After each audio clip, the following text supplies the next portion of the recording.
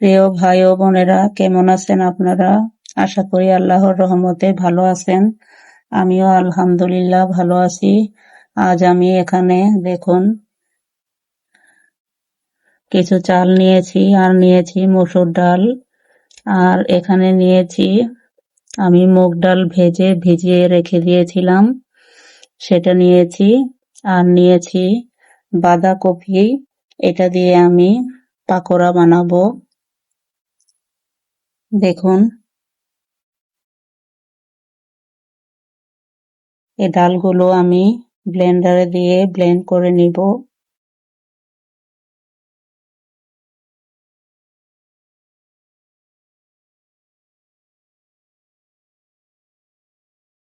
দেখুন এখানে আমি ডাল আর চালগুলো ব্লেন্ড করে নিয়েছি।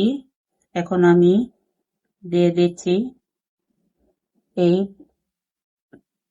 বাঁধাকপি, আমি মিহি করে কেটে নিয়েছি, দিয়ে দিচ্ছি। দিয়ে দিচ্ছি পেঁয়াজ কুচি, দিয়ে দিচ্ছি কাঁচামরিচ কুচি।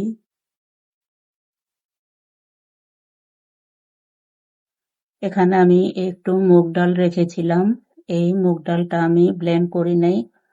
দেখুন আমি দিয়ে দিচ্ছি। মুগ ডালটা দিলে এই পাকোড়াটা খেতে খুব ভালো লাগে। এভাবে দিয়ে নিলাম।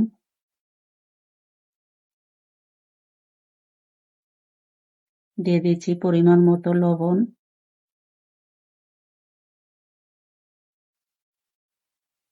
দিয়ে দিচ্ছি হলুদের গুঁড়া,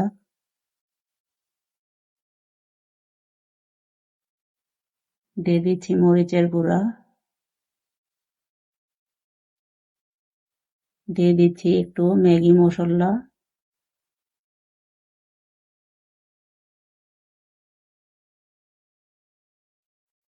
এখন আমি এটাকে ভালোভাবে মিক্স করে নিব। দিয়ে দিচ্ছি 1 চা চামচ পরিমাণ সিরকা, সয়া সস দিয়ে দিলাম। এখন আমি ভাজতে চলে যাব।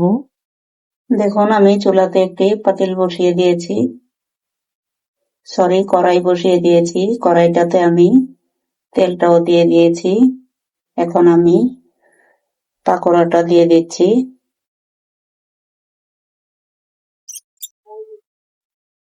দেখুন আমি মুষ্টি করে দিয়ে দিলাম।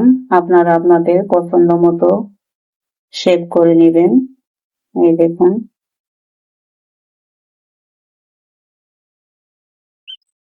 দেখুন পাকোড়াটা এক পাশ হয়ে গিয়েছে। এখন আমি উল্টে দিচ্ছি।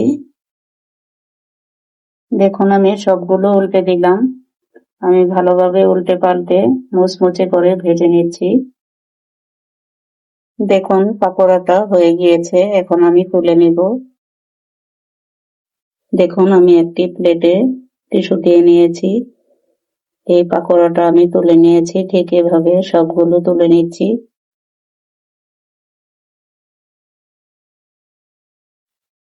দেখুন পাকোড়াটা হয়ে গিয়েছে, সুন্দরভাবে আমি ভেজে নিয়েছি। দেখুন কত মুচমুচে হয়েছে। এই দেখুন, দেখুন কতটা মুচমুচে। এভাবে করে বানিয়ে দেখবেন, খুব ভালো লাগবে। যে কোনো মেহমানদারিতেও এটা দেওয়া যায়,